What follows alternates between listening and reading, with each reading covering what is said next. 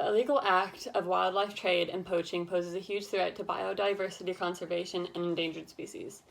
Poaching is defined as the legal hunting or capturing of animals.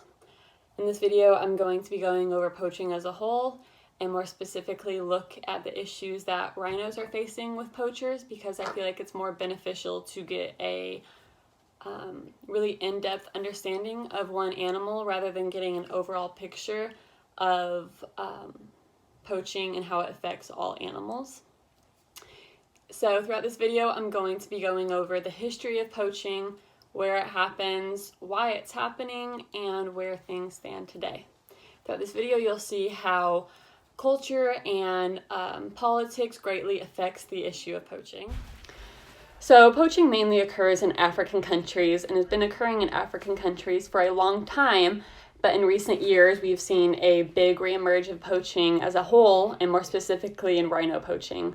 The current rhino poaching crisis began in 2008 with 262 rhinos killed. This crisis began in Zimbabwe, where 164 of those 262 rhinos being killed there. Zimbabwe has been home to poaching and trophy hunting for decades, with this large selection of valuable, hard-to-hunt, and dangerous animals such as lions, rhinos, hippos, leopards, crocodiles, and many more.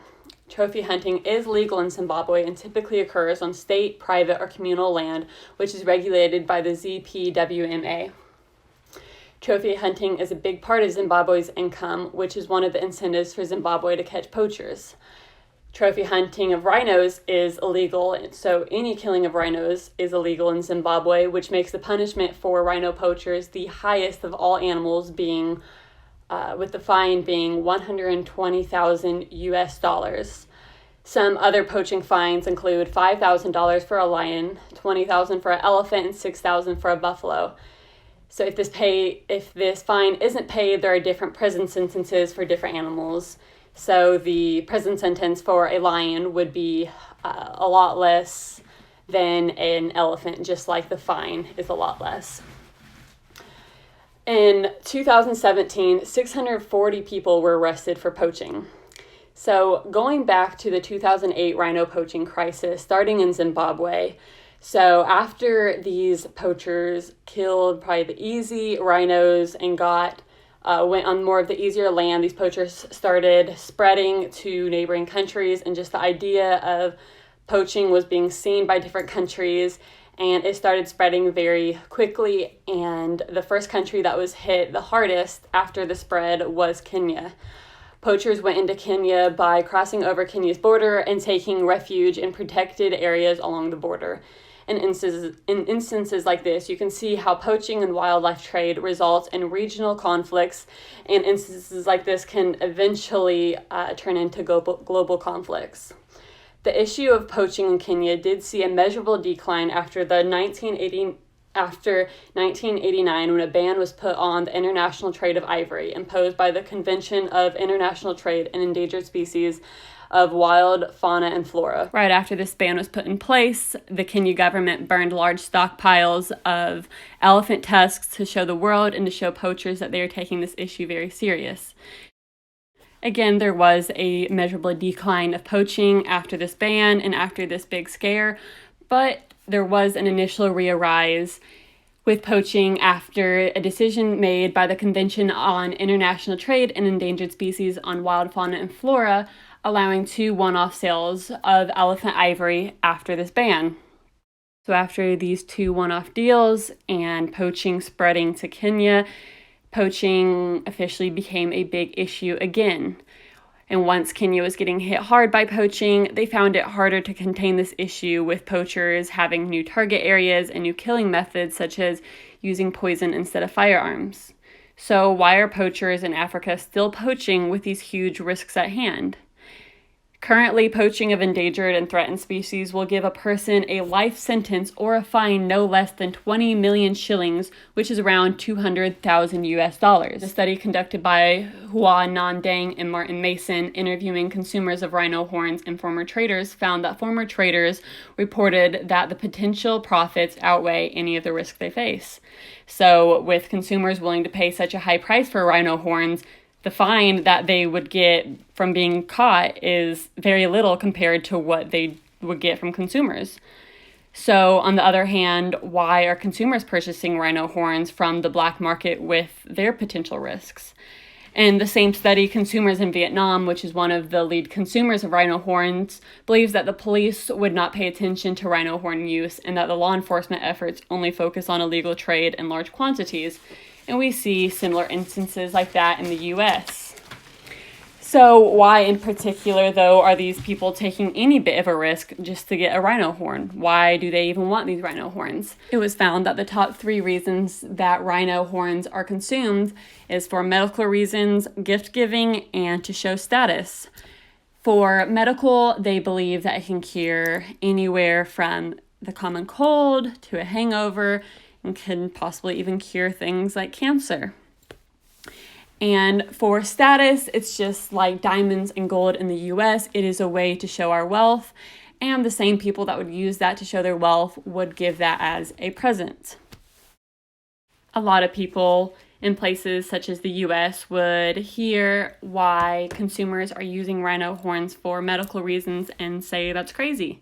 There is nothing proven that it can cure things such as cancer, and with us being such strong believers of modern medicine, it's hard for people to wrap their mind around it.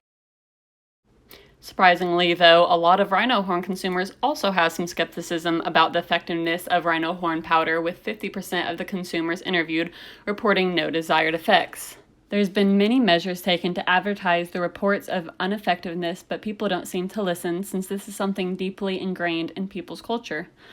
With a lot of people believing in their effects, and with people giving rhino horn powder to the sick as a form of endearment.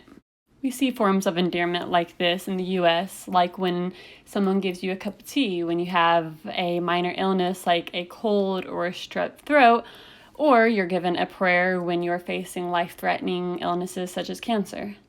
But with these customs that they hold comes hundreds of rhinos being killed every year. Although we have seen a decline in numbers being killed since the peak in 2015, with only 900 rhinos being killed in 2019, this decrease was not due to consumers. This decrease has been due to the huge efforts put in to protect these animals.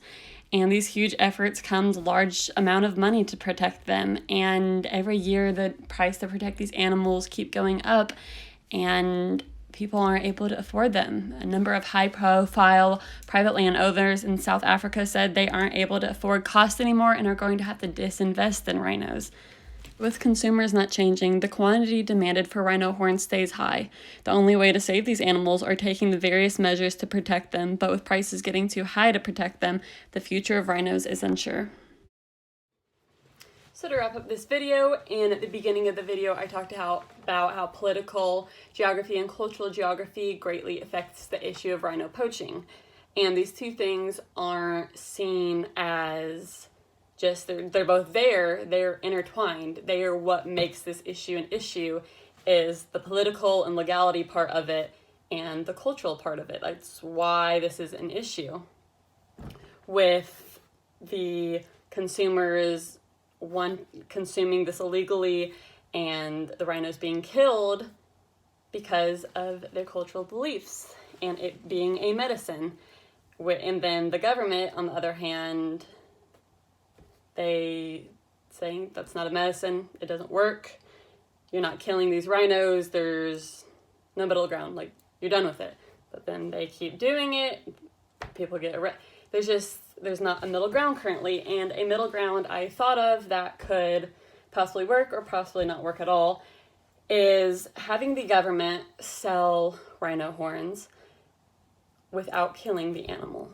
And this has been done. There is surgeries that can be done that would cut the rhino horn off, and the rhino still gets to live, and then they could sell it, which would be more money to protect these animals from poachers, since poachers will still try to be part of this game and illegally sell it. But that money would try to go to anti-poaching efforts and would probably get rid of a lot of the poachers, since a lot of their game is taken away by the government. and then there's even more efforts to catch them. And so this way the rhinos get to live, the consumers still get it. There would probably still be a limited amount. Can't cut all rhinos' horns off. And it is not a perfect idea, but it is a starting middle ground, since it seems like one doesn't exist, and that is a problem where, especially I would say like Americans, we aren't able to see the other person's side, especially when it comes to animals or something. It's like, well, even though, I mean, a lot of us eat meat, we see like a cute rhino or a cute tiger, and we see nothing else. But there needs to be, we need to see their side. They need to somewhat see our side by going the farmed way, by cutting their rhino horn off, and they still get to live. And yeah, this has obviously been something I've been passionate about for a long time, which is why it was my #1 issue that I would like to see solved in the world or get better. And this is something that I will be working towards for a long time. And yeah, I hope you enjoyed the video.